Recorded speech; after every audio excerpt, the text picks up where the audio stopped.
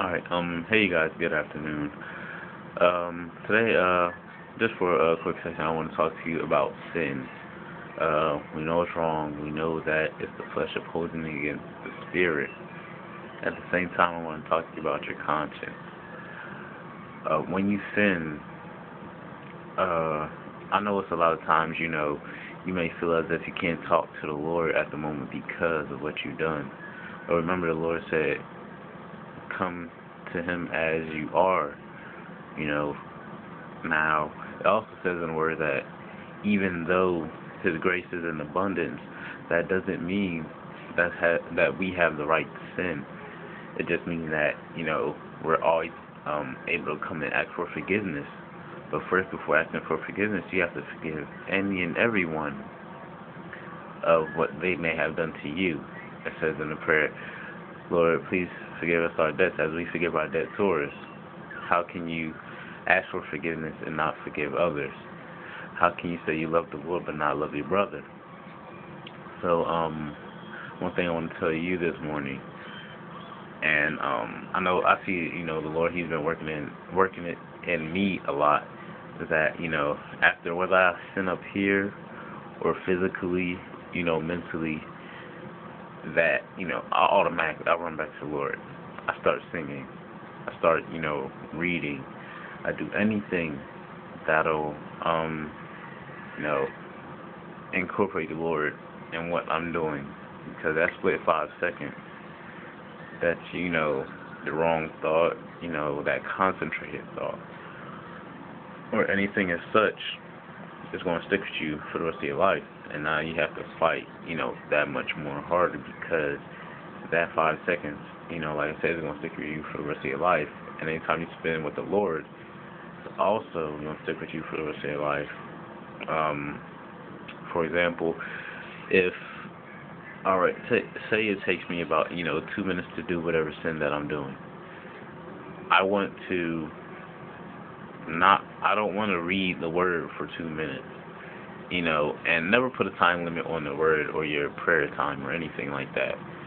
Do what you, feel, fills your heart. See, like I was saying, if whatever sin you took to do only took 2 minutes, don't just read, the Bible for 4 minutes, because then now you're neutral. You sin for 2 minutes, and then you have read 2 minutes, then you read another 2 minutes. So, it's, we don't want to be that person that's just living all right for God. You know what I'm saying? Because sin is so easy to slip into because of our nature. So therefore, if it takes you, 2 minutes to do your sin, for example, whatever, the problem is,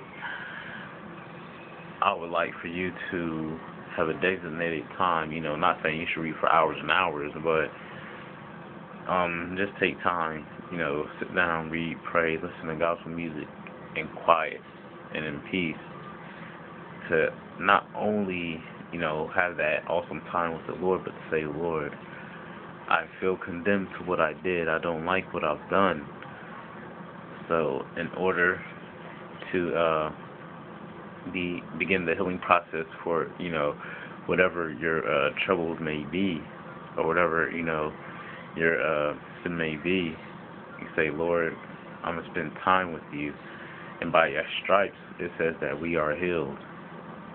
So this problem that I'm having is not bigger than you.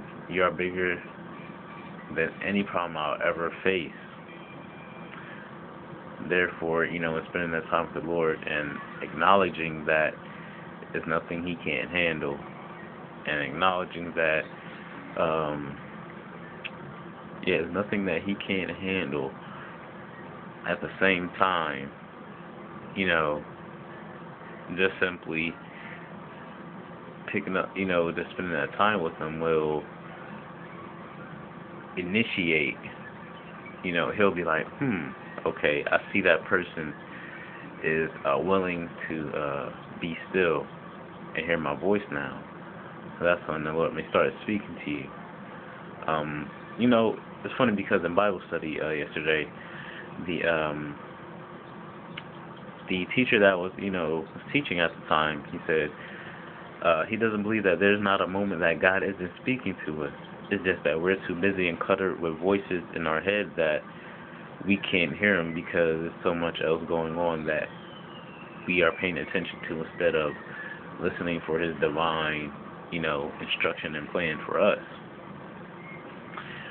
So, don't feel guilty when you sin. Don't say, Lord, I'll come to you in an hour, because it also says it's better. Well, it doesn't say say it in the Bible per se, but it's better to let's see, be in the midst of something with the Lord than to be in the midst of something without him. So as soon as you feel like, you feel some type of guilt for the sin you did, that's, that's you being condemned by the word, which is good, but do not let that, dwell in your heart for long, because then it can lead to depression. It can lead to people saying, I'm not worthy enough to, have, such a love rained upon me. But you gotta remember, it also says in the word that the Lord, he reigns on the just as well as the unjust.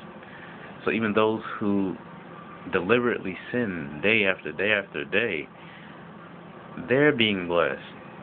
So if you're making the true effort not to sin, how much more does the Lord smile upon that than those who are deliberately sinning?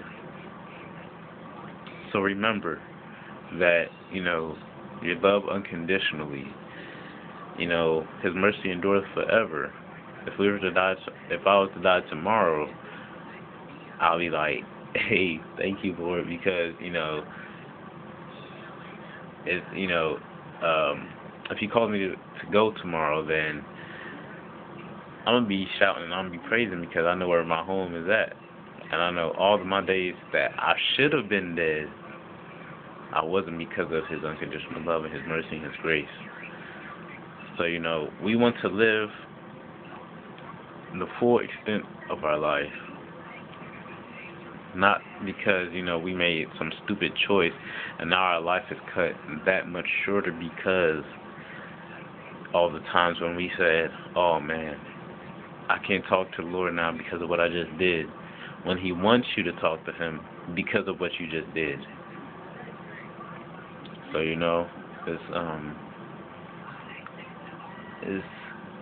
it's amazing, his grace and his mercy and his unconditional love that he has toward us and for us. And just don't let the devil throw that stuff in your face when he says, you're not good enough for anything.